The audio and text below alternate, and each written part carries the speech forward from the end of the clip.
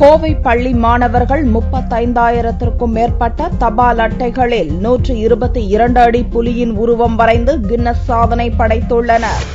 கோவை மாவட்டம் மணியக்காரன்பாளையம் கேம்போர்ட் சர்வதேச பள்ளியில் 7 முதல் 9ஆம் வகுப்பு வரை பயிலும் மாணவ மாணவிகள் கின்னஸ் சாதனை முயற்சியில் ஈடுபட்டனர். கின்னஸ் கண்காணிப்பு குழுவினர் முன்னிலையில் தங்கள் பள்ளியில் பல வண்ணங்களில் அச்சிடப்பட்ட 35,000க்கும் மேற்பட்ட தபால் அட்டைகளை பயன்படுத்தி ஓவியம் வரைந்தனர். 122 அடி உயரமும் 40 அடி அகலமும் கொண்ட புலியின் உருவத்தை தபால் அட்டைகளை கொண்டு ஏற்படுத்தினர். இதுகுறித்து பள்ளியின் தாளாளர் கூறும்போது, அழிந்து வரும் இனங்களுள் ஒன்றாகிவிட்ட புலிகளின் பாதுகாப்பு குறித்த விழிப்புணர்வு ஏற்படுத்தும் பொருட்டும் கின்னஸ் சாதனை பட்டியலில் இடம்பெறும் வகையிலும் இம்முயற்சி மேற்கொள்ளப்பட்டதாக கூறினார். டைகரை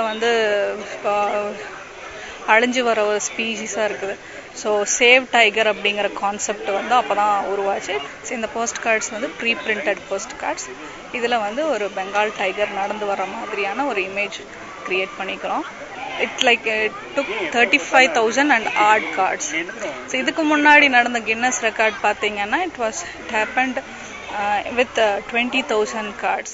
புலிகள் நம்ம நாட்டுல குறைஞ்சுக்கிட்டே வருது. அது அவங்கள அந்த புலிகளை காப்பாற்றணுங்கிறதுக்காக இதை நாங்க பண்ணியிருக்கோம். இன்னைக்கு எர்த் டே, அதனால எர்த் டேங்கிறதுக்காகவும் சேர்த்து அந்த புலிகள் காப்பாற்றணும் அப்படிங்கிற ஒரு அவேர்னஸோட நாங்க இதெல்லாம் பண்ணிருக்கோம். மாணவர்களின் இந்த கின்னஸ் சாதனை முயற்சி அவர்களது பெற்றோர் மற்றும் பார்வையாளர்களிடம் பெரும் வரவேற்பை பெற்றது.